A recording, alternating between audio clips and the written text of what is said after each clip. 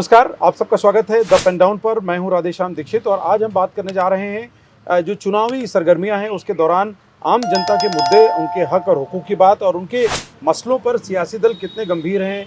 अलग अलग दलों के घोषणा पत्र, संकल्प पत्र सामने आ चुके हैं, लेकिन उसके साथ में जो सबसे बड़ा मसला है जनता के बीच में कि वो आखिर किस पर भरोसा करे और कौन ऐसे दावे हैं जिनका बुनियादी तौर पर देश के विकास के लिए और देश के बेहतरी के में उसका उपयोगिता है, ये समझना होगा। तो आज ये सब समझने के लिए हमारे साथ एक खास मेहमान जुड़ रहे हैं जिनके साथ हम बात करेंगे। हमारे साथ हैं डॉक्टर संदीप पांडे जी। नमस्कार। आपकी अलग अलग कई पहचान है। एक तो आप सोशलिस्ट पार्टी के महासचिव हैं और साथ में आप आईआईटी के एक्सपर्ट हैं, तो इंजीनियरिंग के बहुत सारे पक्षों पर आप विद्यार्थियों को अलग अलग आईआईटीज़ में जाकर पढ़ा रहे हैं, तो एक प्रोफेसर की हैसियत से भी आप लगातार इनेबल कर रहे हैं।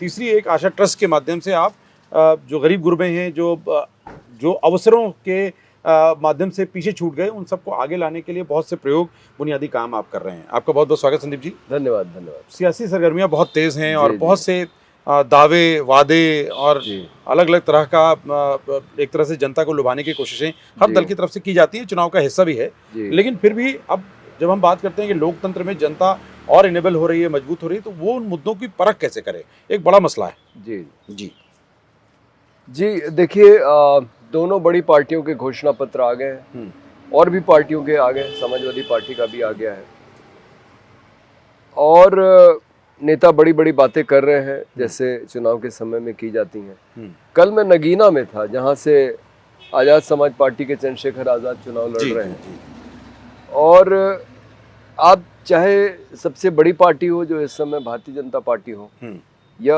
हमारे चंद्रशेखर आज़ाद जैसे जो स्वतंत्र नई पार्टी, बहुत नई पार्टी उम्मीदवार हैं, आप देखें तो लगभग विकास का सबका जो सपना है वो एक तरह का ही है, एक ही तरह का है। हाँ, चंद्रशेखर आज़ाद भी कह रहे थे कि मैं सड़कें तो बढ़िया बनवाऊंगा ही और बिजनौर में एयरपोर्ट भी बनवाऊंगा। बिजनौर में? हाँ। अब मैं कल वहाँ से जब लौटा तो मैं आमतौर पे स्लीपर क्लास में चलता हूँ क्योंकि एसी में मुझे सांस की दिक्कत होने लगती है, तो मेरा उधर से टिकट कंफर्म नहीं था। अब जो गाड़ी थी देहरादून बनारस एक्सप्रेस, वो गाड़ी आई तो सामने पहले जनरल डब्बे होते थे, कुछ सामने होते थे, कुछ पीछे होते थे। अब जो खास गाड़ियां हैं सुपर फास्ट टाइप की, उसमें सामने वाले जनरल डब्बे हटा दिए गए, बल्कि बोगियां कम हैं। हाँ, एसी से शुरू होता है और फिर लगभग 75% ट्रेन एसी डब्बे हैं और 3 स्लीपर क्लास और उसके बाद शायद 2 या 3 जनरल क्लास और फिर गार्ड का डब्बा होगा। तो स्लीपर की हालत, जनरल की हालत तो ऐसी थी कि आप घुस ही नहीं सकते थे और स्लीपर डब्बों की हालत भी ऐसी थी कि बाहर से देखने में लग रहा था जनरल डब्बे। मतलब आरक्षण का कोई मतलब नहीं था। नहीं, एक एक सीट पे 4-4, 5-5 लोग और जो बीच की जगह है वहाँ भी और सबसे बड़ी आबादी उन लोगों की है जो मजदूर वर्ग है, सर्वहारा वर्ग है, बुनियादी काम करने के लिए लोग टूर करते हैं, उनकी तादाद बढ़ रही है और उनके जनरल डब्बे कम हो रहे हैं। मैं यही कहना चाह रहा हूँ कि आम जनता जो है उसकी लंबी दूरी का सफर तय करने का साधन है रेल। आज भी आप देखिए, दिल्ली से जब मैं दिल्ली जाता हूँ लखनऊ से, तो स्लीपर क्लास का किराया है 325 रुपये। अभी मुझे लौटना था दिल्ली से ईद के एक दिन पहले। वैसे तो मेरा टिकट कंफर्म नहीं भी होता है तो भी मैं जैसे कल आगे आ जाता हूँ, अखबार बिछा के बैठ जाता हूँ जमीन पे, फिर कोई सीट खाली होती तो चला जाता हूँ सीट पे। लेकिन ईद के दिन मेरी हिम्मत नहीं हुई क्योंकि एक बार होली या दिवाली के पहले भी ऐसी स्थिति हो गई थी कि मेरा कंफर्म टिकट था स्लीपर क्लास में और मुझे इमरजेंसी विंडो से घुसना पड़ा। घुसने तक की जगह नहीं थी। हाँ, मतलब घुसने तक की जगह नहीं थी। और जब मैं सीट ऊपर की सीटों पे पैर रखते हुए बाथरूम जाने की कोशिश कर रहा था पेशाब करने के लिए, तो एक आदमी ने कहा, भैया बाथरूम के अंदर भी लोग बैठे हुए, वहां जाके करोगे क्या? तो ये बात तो भले ऐसी लग रही हो लेकिन ये बहुत बड़ा मुद्दा है। क्योंकि बहुत बड़ा तबका जो है उसके लिए बहुत कम सीटें और बहुत कम बोगियां हो रही हैं, जबकि अभी भी बहुत कुछ दावों के बाद भी अधिकतर ट्रेनें फुल अपनी स्ट्रेंथ के साथ 25-26 बोगी के साथ नहीं चलती जी। और उनमें इनका बढ़ावा देना जरूरी है और शायद आप यही कहना चाहते हैं हाँ, मैं कि ये जो कह रहा हूँ एक खास वर्ग है उसके लिए बहुत संसाधन बढ़ रहे हैं कि 325 रुपए के किराए में आप दिल्ली जा सकते हैं स्लीपर क्लास में, लखनऊ मेल से 190 रुपए में गोमती में आप बैठ के जा सकते हैं।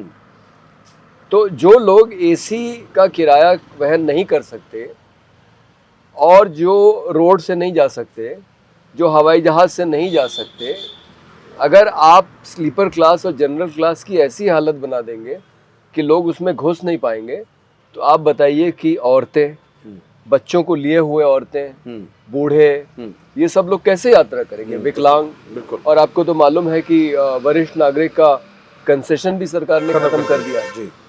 तो इंफ्रास्ट्रक्चर डेवलपमेंट के नाम पे बड़े बड़े हाईवे जिस पे विदेशी कार कंपनियों की बनाई हुई गाड़ियां सरपट दौड़ रही हैं और हवाई अड्डे बनाए जा रहे हैं। हाँ, छोटे छोटे हवाई जहाज चलाए जा रहे हैं 19 सीटर, उसमें भी चलने वाले लोग नहीं मिल रहे। तो मेरा कहना है कि पूरी प्राथमिकता ही गलत है। बिल्कुल। मतलब इस देश के आम इंसान के हिसाब से अगर आपको यातायात की व्यवस्था विकसित करनी है तो आपको ज्यादा रेलें चलानी पड़ेगी। बिल्कुल। और ज्यादा रेलों में भी उस तरह की रेलें, वैसे सोशलिस्ट पार्टी तो मानती है कि वर्ग का कोई अंतर ही नहीं होना चाहिए, एक तरह का क्लास होना चाहिए। भाई एक लोकतांत्रिक देश में एक तरह का क्लास होना चाहिए रेलवे ट्रेनों में। ये भी एक तरह का डिस्क्रिमिनेशन है कि आप ज्यादा पैसे वाले को आप बेहतर सुविधा के साथ चलने दे रहे हैं और जो पैसा नहीं दे सकता या कम पैसे में चलता है वो जानवरों की तरह एक के ऊपर दूसरा लदा हुआ जा रहा है। तो सम्मानजनक ढंग से लोग यात्रा कर सकें और आराम से यात्रा कर सकें, ये सरकार की प्राथमिकता होनी चाहिए। अगर ये प्राथमिकता होती तो सरकार ऐसी नीति बनाती कि जितने लोग यात्रा करने वाले हैं सबके ठीक से बैठने लेटने के इंतजाम करने लायक डब्बे लगते। अगर भीड़ ज्यादा चलती तो ज्यादा गाड़ियां चलाई जाती। भाई ऐसा कोई जरूरी थोड़ी ना कि आप साल में 12 महीने मतलब तय, जो पहले से तय रेलगाड़ियां हैं उन्हीं को चलाएं। भाई जब त्योहारों का मौसम आए, छुट्टियों का मौसम आए, उस समय आप रेलगाड़ियां बढ़ाइए, जैसे आप मेला स्पेशल ट्रेन वगैरह चलाते हैं। और उन गाड़ियों में भी अगर आपको लग रहा है कि किसी दिन स्लीपर क्लास में चलने वाले ज्यादा लोग हैं तो आपको उन डब्बों को बढ़ाना चाहिए। भाई आजकल तो आर्टिफिशियल इंटेलिजेंस का जमाना है और सब आर्टिफिशियल इंटेलिजेंस के हिसाब से का प्रोग्राम आप इस्तेमाल करके आप गाड़ी जाने के 4 घंटे पहले तय कर लीजिए, जब चार्ट बनता है कि इस गाड़ी में कितने स्लीपर लगेंगे, कितने एसी लगेंगे, कितने कस्टमाइज हो सकता है ना, ताकि वेस्टेज भी रिसोर्सेज भी नहीं होगा और सबको उसका और लोग आराम से यात्रा कर सकें। ये प्राथमिकता होनी चाहिए, लेकिन मुझे नहीं लगता कि कोई भी पार्टी इसके ऊपर सोच रही है। लेकिन ऐसा क्यों? आवाज उठा, आपसे ये जरूर समझना चाहेंगे क्योंकि आपने तो इसकी चिंता भी की, क्योंकि आपकी फिक्र है, लेकिन जो दल हैं उनका विचार आम लोगों की तरफ क्यों नहीं जाता, जबकि सबसे बड़ा वोट बैंक वही है, सबसे ज्यादा जरूरतें उनकी हैं। किसानों की बात करें तो किसानों के दावे तो करते हैं लोग, लेकिन किसानों के लिए रेलवे में सुविधाओं का दायरा बहुत नहीं बढ़ा है। अभी भी किसान जो है अपना सामान लेकर के 2 बोरियां सीधे बुकिंग कर दे और उसका सुरक्षित माल पहुंच जाए, ये थोड़ा मुश्किल काम है। बिल्कुल। तो इस पर क्यों नहीं ध्यान देता? देखिए, इसकी साफ वजह ये है कि जो निजीकरण की नीति अपनाई गई है, तो और ये पूरा खेल अमेरिका में एक बार हो चुका है। अच्छा। अमेरिका में रेल के ढांचे को ध्वस्त करने के लिए बढ़िया हाईवे बनाए गए और जो 3 बड़ी मोटर गाड़ी कंपनियां थी उन्होंने प्रायोजित किए हाईवे, और उन हाईवे पे फिर जब ये बढ़िया गाड़ियां दौड़ने लगी तो रेल में चलने वालों की संख्या कम हो गई। हाँ, इसी तरह से हवाई जहाज़ों को बढ़ावा दिया गया। हवाई जहाज़ की तमाम प्राइवेट कंपनियां आई और कहने को वो प्राइवेट है, लेकिन वो कंपनियां चलती रहे इसलिए सरकार उनको सब्सिडाइज भी करती है, उनको बेनिफिट उनकी मदद करती है, उनको आकर्षण भी पैदा करती है। जी।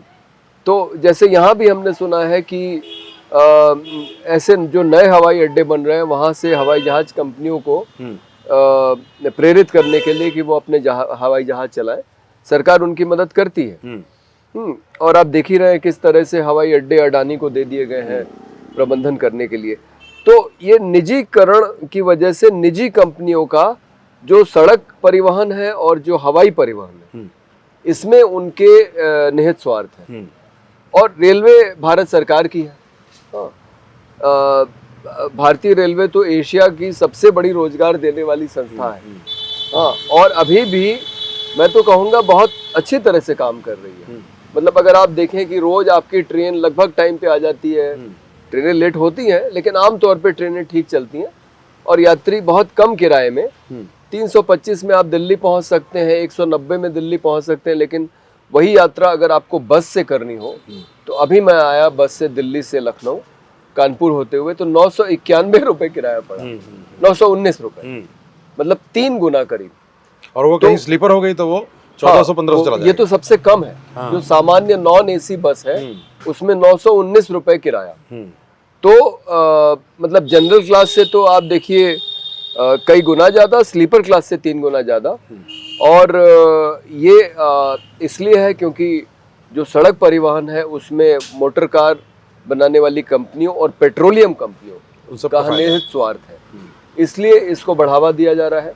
और रेल जो सरकार चलाती है, जो काफ़ी अच्छी तरीके से चल रही है, उसको भी अब धीरे धीरे असफल करने की कोशिश की जा रही है। जैसे आप देखें दिल्ली और लखनऊ के बीच में एक निजी ट्रेन चल गई, तेजस, दिल्ली और अहमदाबाद के बीच में भी एक चल रही है, तो इसको भी निजी हाथों को सौंपने की तैयारी है।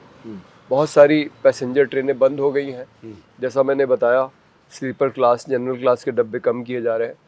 तो ये सारा कुछ आम इंसान के हितों के विरोध में है। बिल्कुल। और इसके ऊपर कोई पार्टी नहीं बोल रही। बिल्कुल। और ये मुझे लगता है कि आप जिम्मेदार हैं संवैधानिक व्यवस्था के तहत आम लोगों के मुद्दों को उठाने के लिए। ये दुर्भाग्य की बात है कि जितने भी सांसद चुन के जाते हैं, कुछ लोग बिल्कुल गंभीरता से उठाते हैं, लेकिन ये सबका दायित्व था कि वो जनता के अपने यहाँ की नुमाइंदगी जिनकी कर रहे हैं उनके मुद्दों को, और ये उनका प्राथमिक मुद्दा होना चाहिए था। तो एक तो ये मुद्दा आपने उठाया, और ऐसा क्या मुद्दा आपको दिखता है जो राजनीतिक दलों की निगाह से भी अछूता है या बहुत दूर है? जी, दूसरा मुद्दा मैं उठाना चाहूँगा रोजगार का। ठीक है, कांग्रेस कह रही है कि जो शिक्षित युवा युवती हैं, जैसे ही वो अपनी पढ़ाई पूरी करेंगे उनको 1 साल के लिए अप्रेंटिसशिप की गारंटी होगी, 1 लाख रुपए मिलेंगे। ठीक, लेकिन वो 1 साल के बाद 1 साल के बाद क्या होगा? उसके बाद क्या होगा? और दूसरा फिर ये भी पैसा जो है उसका अर्थतंत्र क्या होगा? कई बार वादे करते हैं, जैसे इस सरकार ने भी, मोदी सरकार ने भी अप्रेंटिसशिप की बात की, लेकिन उनका जो श्वेत पत्र का वेबसाइट उन्होंने जारी की, उसमें देखने को मिला कि कुछ लाख लोगों तक ही पहुंच पाया। तो दायरा तो करोड़ों में है। तो इतने लोगों को बेनिफिट कैसे? क्योंकि अमूमन कई बार योजनाएं, उनका डायमेंशन नहीं पता होता, उसकी बुनियादी जो शर्तें हैं वो नहीं बताई जाती, और योजनाएं ऐसा लगता है पूरे देश में सबके लिए हैं, लेकिन पता चला कुछ लोगों को मिलती हैं और वो एक बड़ा ढिंढोरा हो जाता है। सही बात है। तो भारतीय जनता पार्टी अग्निवीर जैसी योजना लेके आई है, 4 साल की का रोजगार है। कांग्रेस पार्टी कह रही है 1 साल की गारंटी है। तो ये मुझे लगता है कि ईमानदारी से प्रयास नहीं है लोगों को रोजगार देने का। अगर लोगों को रोजगार देना है इस देश में, तो हमारा मानना, भाई लोग बेरोजगार क्यों हैं? क्योंकि जो अनपढ़ वर्ग है वो अपने बच्चे को पढ़ा लिखा के चाहता है कि उसको कहीं अच्छी नौकरी मिल जाए। नौकरी को ही हम रोजगार मानते हैं, ज्यादातर एक आम समझ यही है। हाँ, तो नौकरियां सबको मिल नहीं सकती, संभव ही नहीं, और कोई दे भी नहीं सकता। जी, कोविड के समय में बहुत सारे मजदूर वापस आए।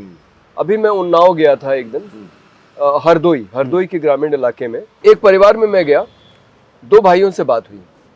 दोनों सीलमपुर में रेडीमेड कपड़ों की, मतलब वो कपड़े बनाते थे पहले, काटते थे, सिलते थे और फिर बेचते थे, उनकी अपनी दुकान थी। कोविड में वो चले आए। अब उसमें से एक तो अपने घर में ही कारखाना बना के काम कर रहा है, कपड़े बनाने की कोशिश कर रहा है, दूसरे ने मशरूम की खेती शुरू की। तो मैंने पूछा कि आमदनी में कितना फर्क है?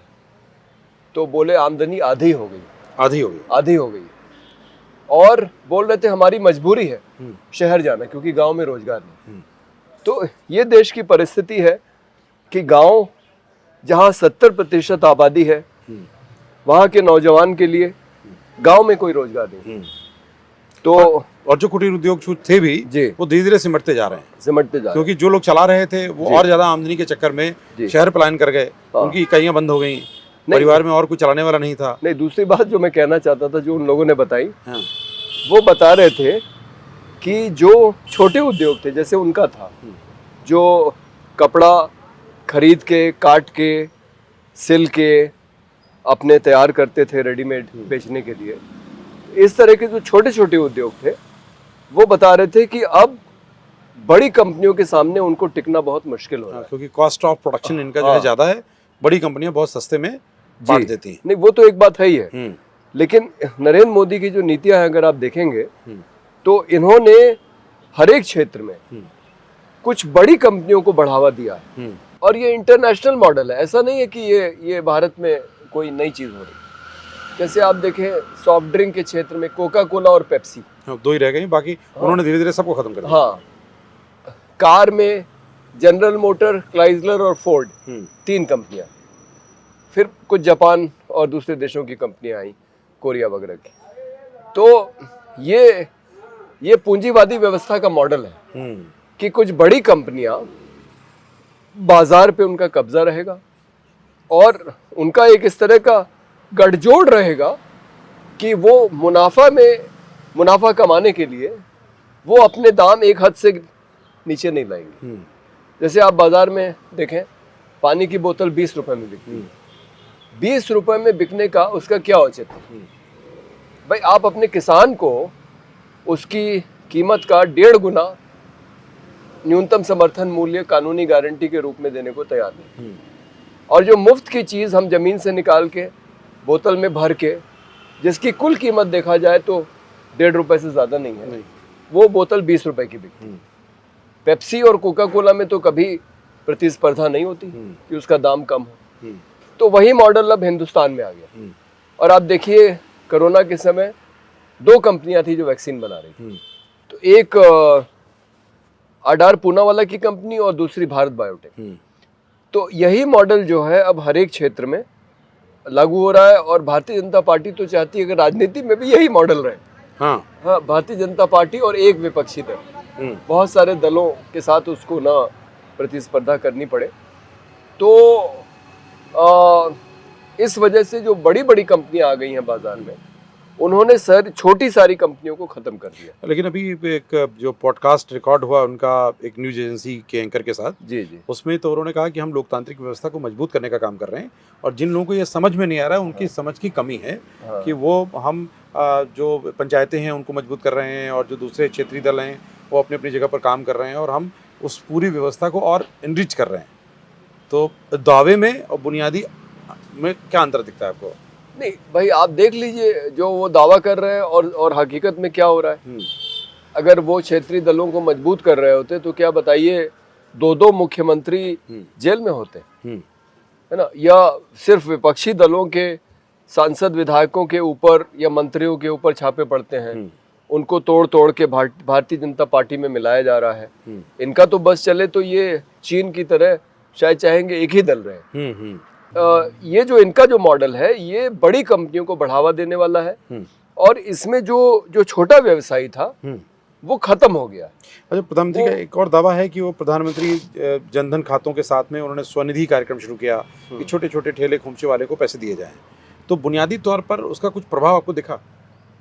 देखिए, सोशलिस्ट पार्टी के साथ एक रेहड़ी पटरी दुकानदारों का संगठन जुड़ा हुआ है बनारस में, BHU के बाहर, जहाँ सर सुंदरलाल अस्पताल है उसके बाहर, बाउंड्री वॉल के बाहर, वहाँ फुटपाथ पे करीब 40-50 ठेले लगते थे। गुमटी व्यवसायिक कल्याण समिति, इन सबको 10-10 हज़ार रुपए मिले। लेकिन जब भी प्रधानमंत्री का हेलीकॉप्टर BHU में उतरता है, उन्हें हटा दिया था। इनको हटा दिया जाता है एक हफ्ते के लिए। 3-4 दिन पहले, 3-4 दिन बाद तक। ये तो पहले होता था और जब से G20 आया हुआ तब से तो परमानेंटली हटा दिया। तो उनको कहीं जगह दी गई?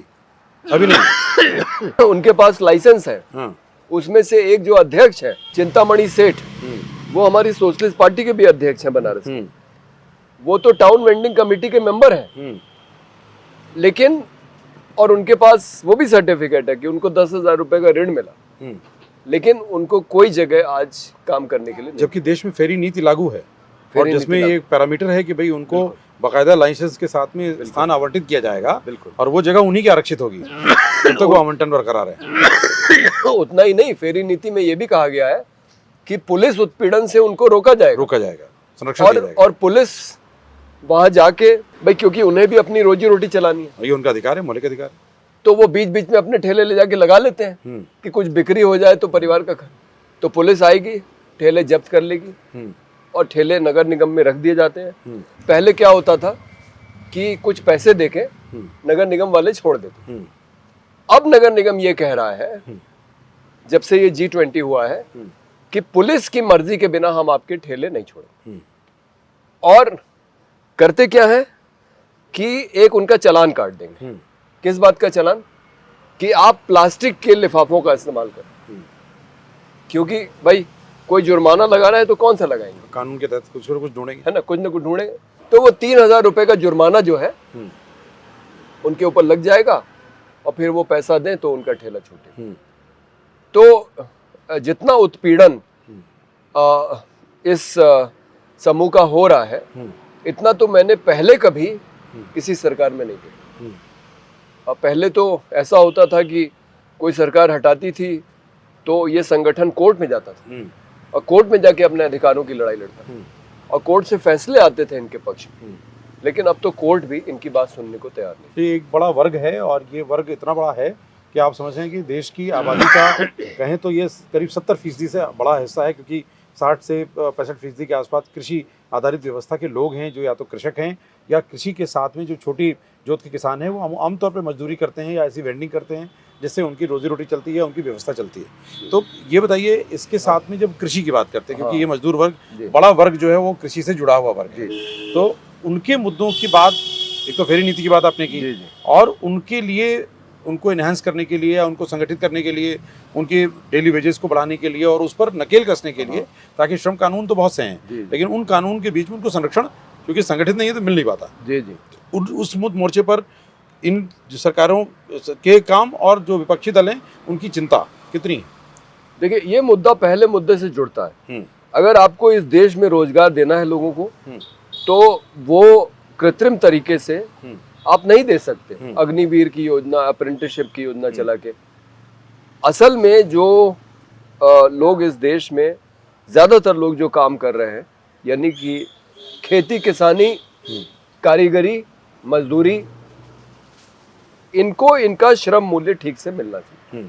किसानों की लड़ाई चल रही है, 1.5 गुना न्यूनतम समर्थन मूल्य वो कानूनी हक के रूप में चाहते हैं। अब जरूरत इस बात की है कि मजदूरों और कारीगरों को भी एक न्यूनतम सम्मानजनक जो है जीने का मूल्य मिल जाए।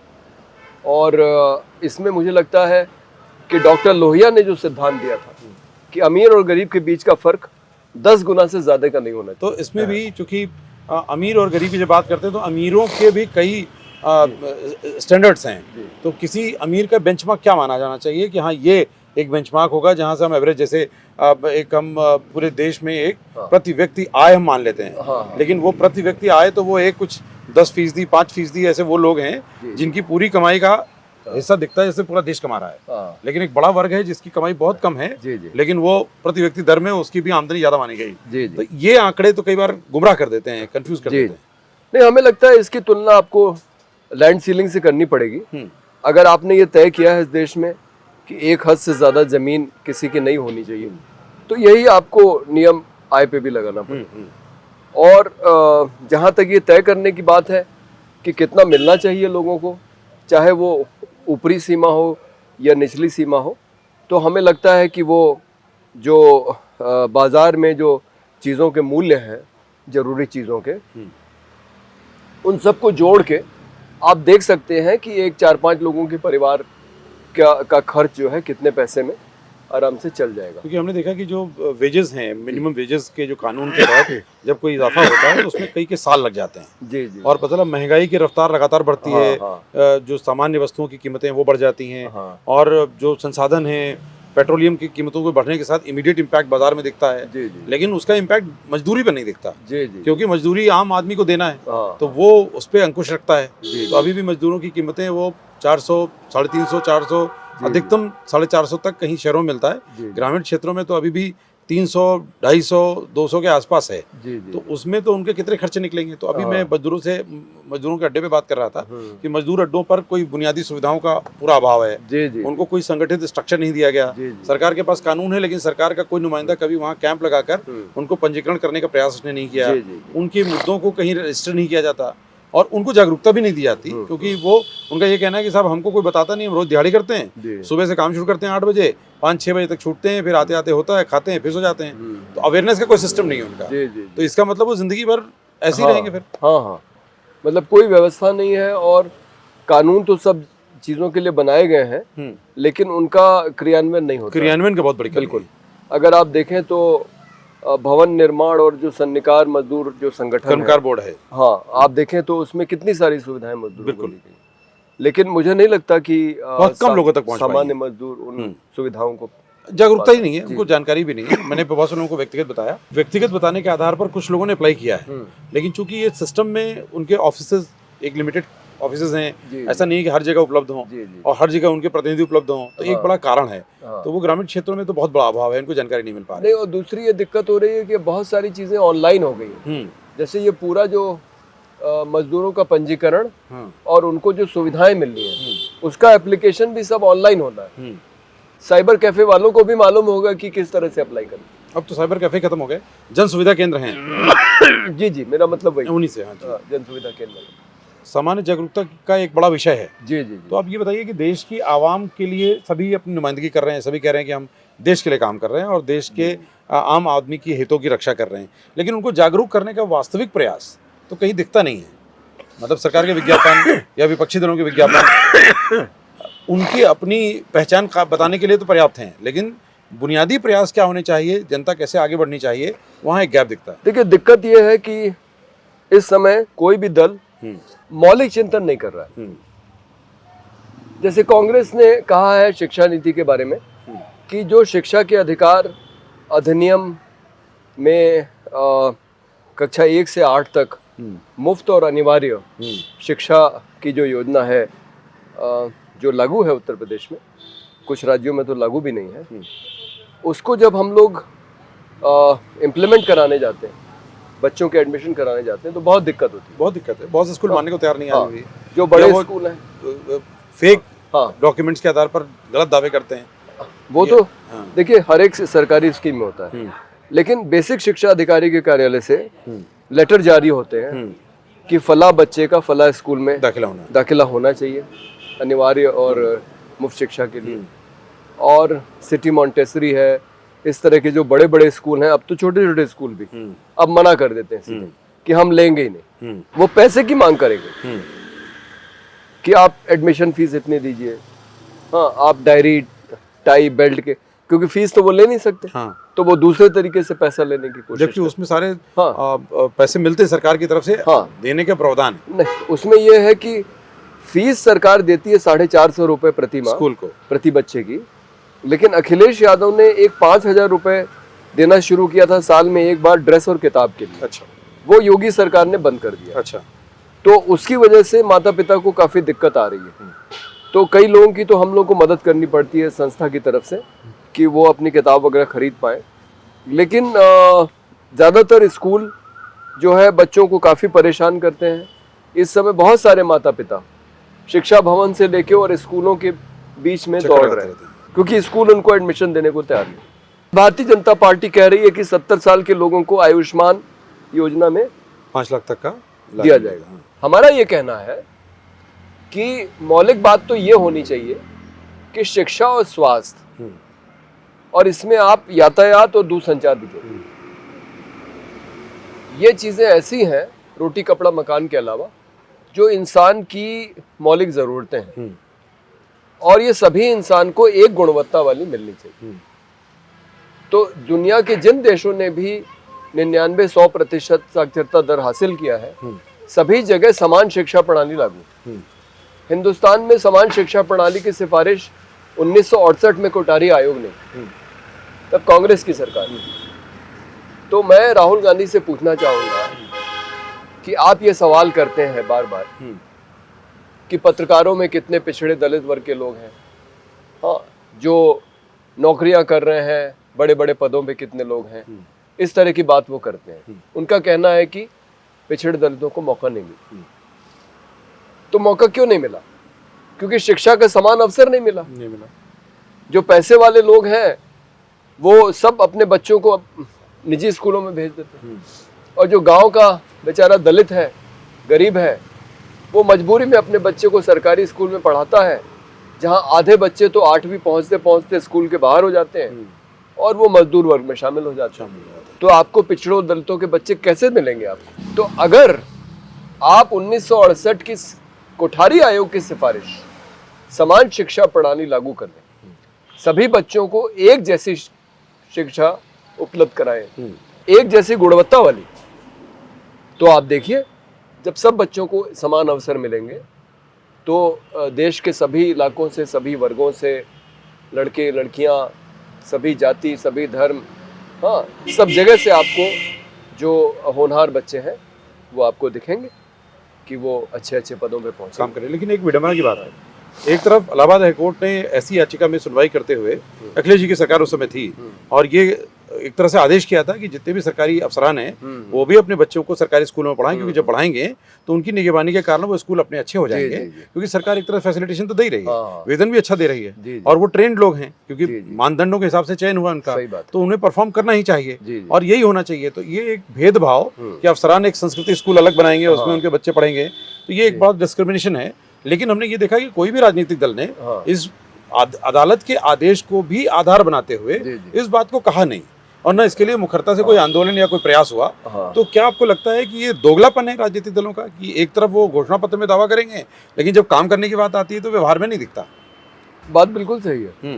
ये जो 2015 के आदेश का जिक्र आप कर रहे हैं, ये न्यायमूर्ति सुधीर अग्रवाल का फैसला है जी, जिसको लेके मैं 2016 में अखिलेश यादव की सरकार में अनशन पे बैठा और 2018 में योगी आदित्यनाथ। 2016 में मेरी अखिलेश यादव से मुलाकात हुई इसी बात को लेकर कि न्यायमूर्ति सुधीर अग्रवाल का फैसला लागू किया जाए, और 2019 में योगी आदित्यनाथ, लेकिन दोनों ही इस बात के लिए तैयार नहीं हुए। तो कारण? अब अखिलेश जी का कहना था, उस समय चुनाव भी थे, उन्होंने कहा अगर हम ये कर देंगे तो हमारे आईएएस अधिकारी हमसे नाराज हो जाएंगे, वो हमें चुनाव हरवा देंगे। चुनाव तो वो हार ही गए, लेकिन वो अपनी तारीफ कर रहे थे कि देखिए मैं कितना अच्छा काम कर रहा हूँ और क्या करने वाला हूँ, बढ़िया बढ़िया वीडियो कैसेट बनवाऊंगा, हाँ, जो गांव के बच्चे स्कूलों में देख पाएंगे। मैंने कहा किससे बनवाएंगे? बोले ये लामार्स लोरेटो के टीचरों से। मैंने कहा सरकारी व्यवस्था में जितने काबिल टीचर हैं उतने प्राइवेट स्कूलों में नहीं है, और आप गांव में जहाँ बिजली नहीं है वहाँ कैसे कैसेट दिखाएंगे? तो बोले नहीं, मैं पहले बिजली पहुंचाऊंगा। हाँ, तो वो अतार्किक बातें। और योगी जी तो 45 मिनट मेरी मुलाकात हुई और वो अपना ही गुणगान कर रहे थे कि मैं कितना अच्छा काम कर रहा हूँ शिक्षा में, लेकिन उनकी दिक्कत ये है कि आरएसएस के बहुत सारे स्कूल चलते हैं सरस्वती शिशु मंदिर के नाम से, तो अगर लोग सरकारी स्कूलों में जाने लगेंगे तो आरएसएस के स्कूल बंद हो जाएंगे, तो इसलिए वो ये कभी कर ही नहीं सकते। और अखिलेश यादव भी कुल मिला के उनकी जो नीतियां हैं वो निजीकरण के समर्थन में है। तो अब जो भी सरकारें सत्ता में हैं वो उनका पूंजीपतियों के साथ गठबंधन है। हाँ, ये बात ठीक है कि सबसे ज़्यादा चंदा इलेक्टोरल बॉन्ड से भारतीय जनता पार्टी को ही मिला, लेकिन बाकी पार्टियों को भी तो मिला है ना।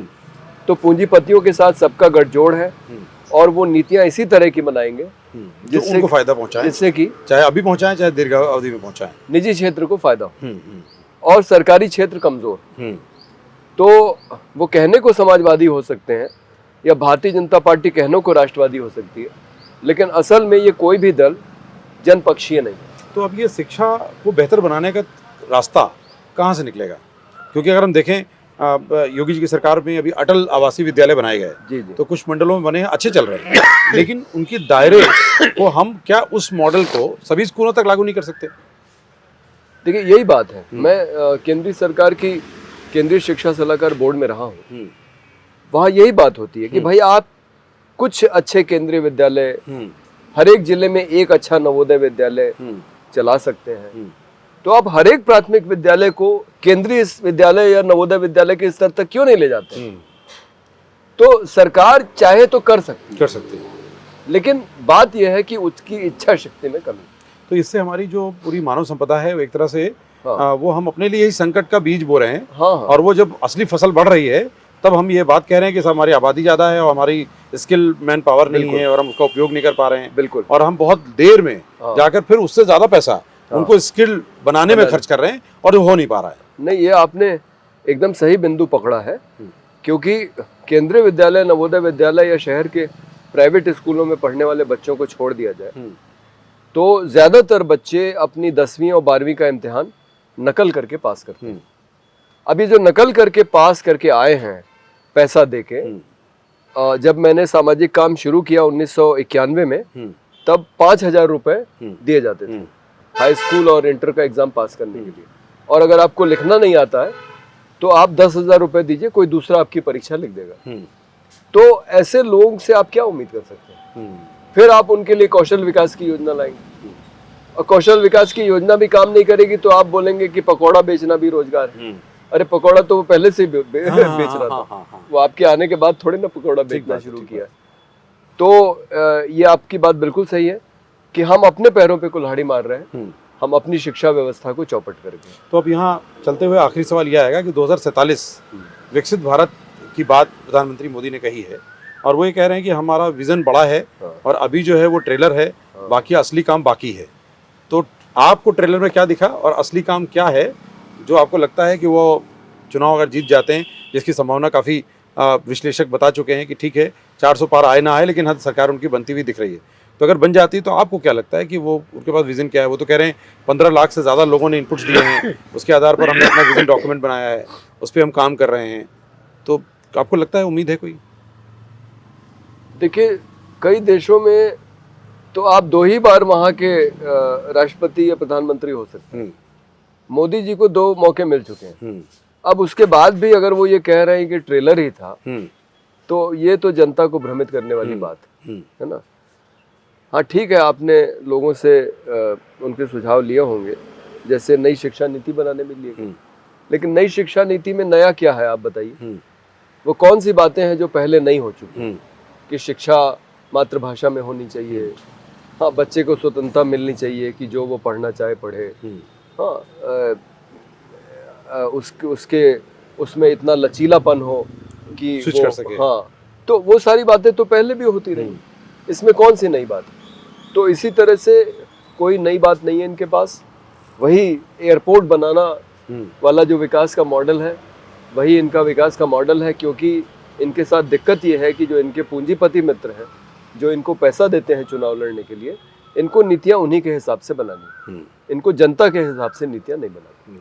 तो आज से आपकी जो बात हमारी हुई है वो बहुत महत्वपूर्ण है, क्योंकि देश में जो आम आदमी से जुड़े हुए जो देश में मुद्दे हैं, उन मुद्दों पर राजनीतिक दलों का ध्यान भी जाए और उनकी समझ भी विकसित हो, और बुनियादी तौर पर वो देश के विकास के लिए जो ज़रूरी आयाम हैं उन पर वो काम करें, और अपने कार्यकर्ताओं के साथ भी ये जागरूकता विकसित करें कि वो भी बुनियादी तौर पर केवल अपने नेता का नाम लेकर बयान न दें, बल्कि उनकी भी समझ हो कि जनता के साथ संवाद में कुछ भागीदारी और उनकी भूमिका सुनिश्चित हो सके। तो आपसे बातचीत के लिए आज बहुत बहुत शुक्रिया कि आपने बुनियादी मुद्दों पर बहुत गहराई से बात की, और हमें लगता है कि इसकी समझ हर एक तक होनी चाहिए। देश के जो लोकतांत्रिक व्यवस्था है उसमें आम नागरिक देश का मालिक है, लेकिन कोई भी राजनीतिक दल उसे ये बताता नहीं। सब ये कहते हैं कि हम तुम्हारे रहनुमा हैं और हम आगे चलेंगे, तो जिस रास्ते से हम ले चलते हैं वैसे ही आपकी ज़िंदगी बेहतर होगी, बाकी सब रास्ते ख़राब हैं। तो जबकि ये सबका अधिकार है कि अपने अपने रास्ते लोग चुनें, तो लोकतांत्रिक व्यवस्था मजबूत हो, देश तभी मजबूत होगा। तो आप सब यूँ देखते रहें अप एंड डाउन, और हमारी जो कार्यक्रम है उसमें अलग अलग मेहमानों की अलग अलग राय है। सबकी राय इसलिए लेनी ज़रूरी होती है क्योंकि उससे कोई एक ठोस रास्ता निकलता है, और उस ठोस रास्ते के जरिए हम आगे बढ़ेंगे। तो बहुत बहुत धन्यवाद आपका भी और तमाम हमारे दर्शकों का। और आप भी अपनी राय शुमारी करें, आप भी अपने कमेंट फीडबैक दें, ताकि हमारे कमेंट बॉक्स में आपकी जब राय मिलती है तो उससे हमें भी और कुछ बेहतर करने की प्रेरणा मिलती है, और आपके सुझावों का हमें स्वागत रहेगा। और आप यूं ही हमसे जुड़े रहें, लाइक करें, शेयर करें, सब्सक्राइब करें। नमस्कार।